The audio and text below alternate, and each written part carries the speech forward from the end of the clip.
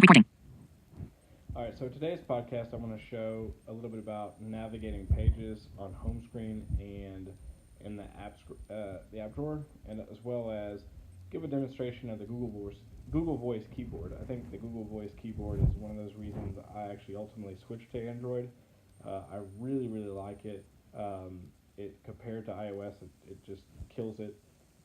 It's awesome. So I'm on my home screen, and if you watched the video before this, I have my favorite apps on my home screen, and then I have everything else kind of in the app drawer. So to flick to my second page, I just take two fingers and go flick to the left.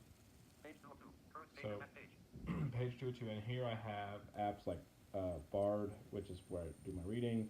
I have, let me just push because I don't remember what I have. So I'm going to tap. So I have voice recorder, and I'm going to flick to the right. I have Nearby Explorer, I have my shopping and food folder, the score, YouTube, news, Samsung Pass, tweetings, and Vision AI. So let's go ahead and say I want to go to my day one journal, which I know is on page 2 of my app drawer. So I'm gonna pull down with two fingers. Go to my app screen, and I'm gonna flick left with two fingers. Go to page 2. Now. Let's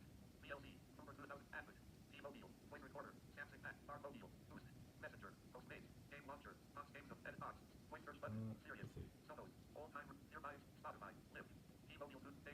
There it is. So we're gonna go to day one. Now this is one of the apps that works really well on iOS. It semi-works on Android. I've learned how to use it, but it took a lot of trial and error. So I'm going to just demonstrate that trial and error now and just show you how to get this to work. So I'm going to touch on the screen. Day 1. 30 entries, 17 days, 0 photos, 1 this week, 1 today. Day 1. Today I stayed home sick. Just not feeling well. I've been really cold. Day 1. So that's one of my journal entries. So I'm going to, if I click to the left of that, because it's my first journal entry, I posted that today. It says day 1, and it says day 1. Double tap to activate. So I'm going to double tap. Keyboard shown. Day 1. And now I'm actually in where I can write. So it has actually got the keyboard up here. And whenever there's a keyboard on Android, on the very bottom right, there's going to be switch input method. If you double tap,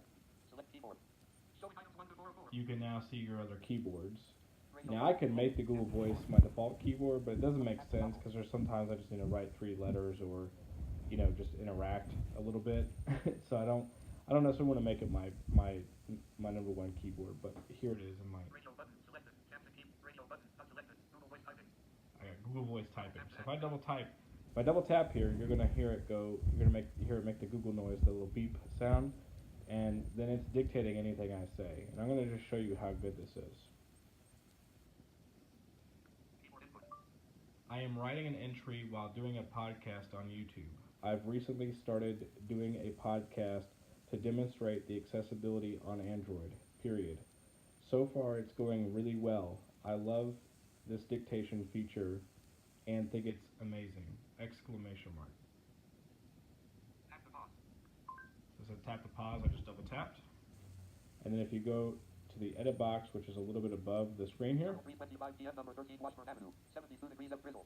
So that's telling me the temperature and where I am. Edit box. I am writing an entry while doing a podcast on YouTube. I recently started doing a podcast to demonstrate the accessibility on Android. So far it's going really well. I love this dictation feature and think it's amazing. Editing. So we got everything 100%. The cool part too is if you plug in headphones, as you're dictating, it's going to read back to you what you're saying. So this is the part that becomes difficult because you don't know exactly what to push on. I click right here. Capital J. It's capital J. That's actually for your journal. I double tap there and got into that box and figured that out. And click right again. Day 1 button. Day 1 button. I don't know what that one does. Button unlabeled. I don't know what that one does. Button unlabeled. Button unlabeled. Button unlabeled. Day 1 button. So I look for the day 1 button. That's what posts it. So if I double tap here. Keyboard visit. Mom, September 24th, 2018. Showing items 1 to 5 of 40. There we go. More options button. Button unlabeled. I am writing an entry while doing a podcast on YouTube. I recently started doing. I am writing an entry while doing a podcast on YouTube. now it's actually saved in my thing. TalkBack actually reads the screen a little bit better. Those unlabeled buttons are actually spoken with TalkBack. I want to demonstrate that real quick, and that's one reason I like having two screen readers. So I'm gonna turn TalkBack on here. Okay. So now, if I hit Journal. Day 1. List. 39 entries. 17 days. Day 1. Double tap. So I'm going to double tap on this day 1. That's going to bring me to my keyboard. Double tap and hold. So you remember how it said button, button, button when I flick to the right? I'm going to flick right here. Capital J. So this says a capital J, but now Day 1. Button. you're going to get day 1. Edit place. Button. And then the next one is for place to edit my address or location. Edit image. Button. There's image And more. Button.